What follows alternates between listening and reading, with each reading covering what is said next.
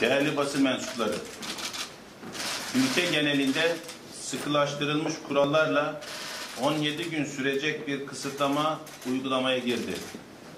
Kısıtlamanın ilk gününde bölgedeki illerimizin durumunu yerinde değerlendirmek ve tedbirleri yerinde kontrol etmek için bugün Antalya'dayız. İl değerlendirme çalışmalarında o ilimiz ve civarındaki illerimizin sağlık hizmetlerindeki durumunu değerlendiriyoruz. Bu değerlendirmelerde tabidir ki koronavirüs salgını öncelikli konumuz oluyor. Ama sadece salgını konuşmuyoruz, sağlık hizmetlerinin tamamını değerlendiriyoruz. Antalya'da bugün yapacağımız çalışmada hem yerinde incelemelerde bulunacağız, hem de mesai arkadaşlarımızla beraber civar illeri değerlendireceğiz. Bugün yapacağımız toplantının benzerlerini önümüzdeki günlerde başka bölgelerde, başka illerde de yapacağız. Antalya'daki çalışmalarımıza Sayın Valimizle görüşerek ve genel bir durum değerlendirmesi yaparak başladık.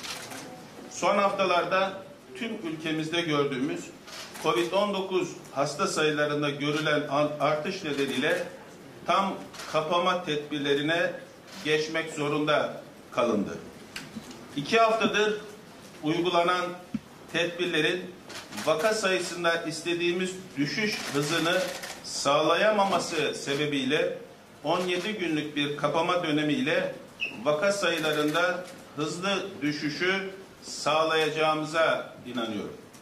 Bu konuda tüm vatandaşlarımızın desteğini vurgulamak istiyorum. Pandeminin Antalya'daki seyrini Sayın Valimizle konuştuk. Sağlık yatırımlarımızda önemli diğer gündem maddemiz oldu. Antalya'da sağlık hizmetlerimizin sunulmasındaki durumu, sağlık alanındaki ihtiyaçları, destek talep eden hususları istişare etme fırsatı bulduk. Antalya'nın sağlık turizmi açısından gelişmeye çok açık bir potansiyeli var. Bu konuda yapabileceklerimizle görüştük. Tamamlanmış ve yapılmakta olan yatırımlara rağmen ihtiyaç duyacağımız farklı yatırımları görüştük. Proje değerlendirmelerini yaptık. Gün içinde de çalışmalarımıza devam edeceğiz. Antalya'nın yanı sıra Burdur ve Isparta'yı da değerlendireceğiz. Değerli basın mensupları, 14 aydır büyük bir mücadele verdiğimiz koronavirüs salgınında yeni bir pik dönemi yaşadık. Alınan kısıtlama tedbirleriyle bir miktar düşüş sağlansa da istediğimiz düzeyde olmadı. Düşüş hızını arttırmak amacıyla tam kapanma bir zaruret haline aldı. Bu sürecin sonunda vaka sayılarının çok azaldığı gerçek bir bayramı yaşamak istiyoruz. Bayramı bayram gibi yaşamak istiyoruz. Vaka değişim hızlarını, vaka oranlarını iller bazında her hafta düzenli olarak yayınlamaktayız. Valilerimizle, il müdürlerimizle, başhekimlerimizle, sağlık ordumuzla yürüttüğümüz sıkı koordinasyon ile mücadelemizi sürdürüyoruz. Bugün Antalya'yı bu anlamda detaylar ile değerlendireceğiz. Hedefimiz alacağımız tedbirlerle hasta sayısını ve hastane yükümüzü her geçen gün azaltmak.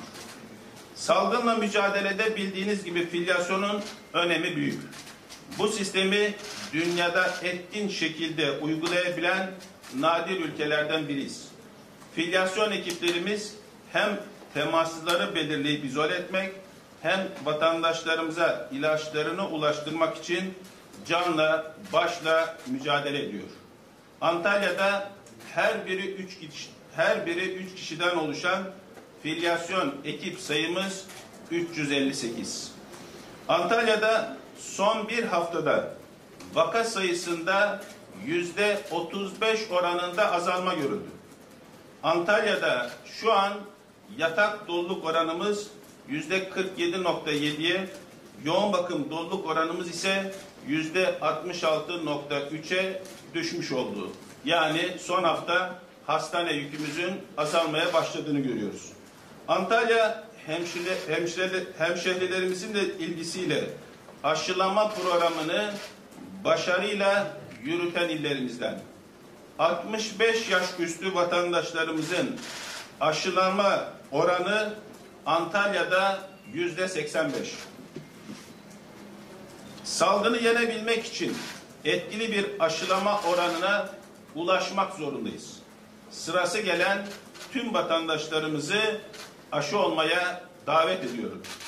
Az sonra valimizin, Büyükşehir Belediye Başkanımızın, İl Sağlık Müdürümüzün, saha koordinatörümüzün ve başhekimlerimizin katılımıyla il değerlendirme toplantımızı gerçekleştireceğiz. Bu anlamda alınabilecek yeni tedbirleri de istişare edeceğiz. Isparta ve Burdur illerimizin değerlendirmesiyle 3 ilimizdeki güncel durumu, ihtiyaçları, sağlık altyapısını detaylarıyla değerlendirmiş olacağız. Buradan Antalya, Burdur ve Isparta'da yaşayan vatandaşlarımıza seslenmek istiyorum. Sizin için gün boyunca buradayız. Akşam toplantımızın sonuçları ile sizleri ayrıca bilgilendireceğim. Bu dönemdeki yoğun mücadelemiz bizleri gerçek bir bayrama çıkaracaktır. Hepinize teşekkür ediyorum.